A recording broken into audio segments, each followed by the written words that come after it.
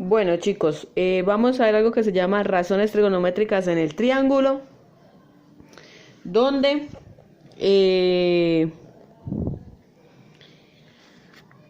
tenemos que hallar el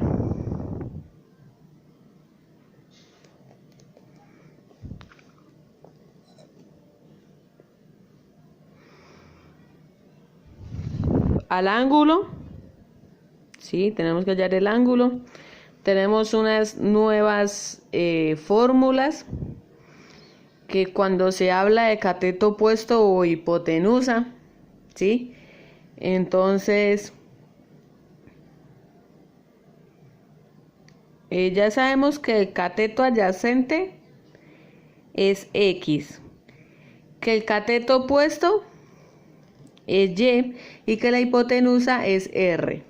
Entonces, X es el cateto adyacente, el cateto opuesto es y R es la hipotenusa. ¿Listo? Entonces, nos dice que para hallar el seno del ángulo, pues es Y sobre R. Para hallar el coseno me dice que es X sobre R. Para hallar el tangente es X, Y sobre X.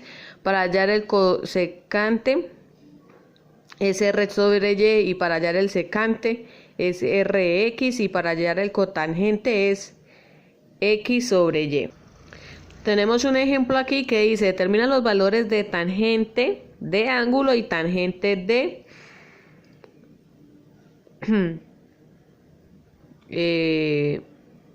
obsiso en el siguiente triángulo rectángulo. Entonces, nos dan dos lados.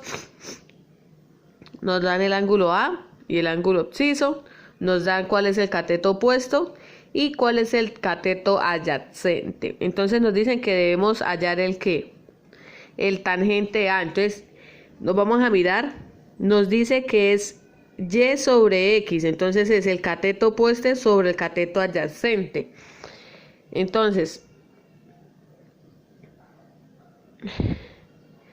es B sobre C, es decir, 6 sobre 8, que nos da 3/4. Y tangente nos dicen que es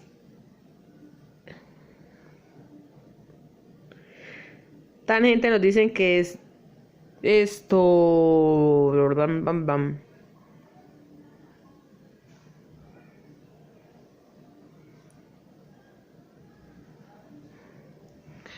El cateto opuesto sobre el cateto adyacente, entonces es 8 sobre 6 y nos da 4/3.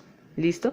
Esta es una manera sencilla de hallar. Recuerde que si usted en la calculadora lo hace, le va a dar números decimales, pero usted le puede dar en la flechita que nos ayuda para que nos dé números racionales. Eso ya se los expliqué en el anterior video en la calculadora.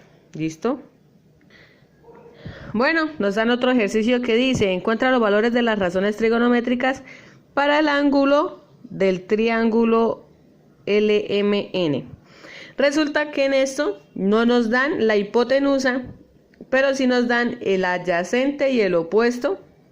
Entonces, bueno, recuerden que para hallar la hipotenusa nos dicen que es NM a la 2 más ML a la 2, es decir, 6 a la 2 y 8 a la 2. Entonces aquí están 36 y 64 se suman, dan 100. ¿Listo?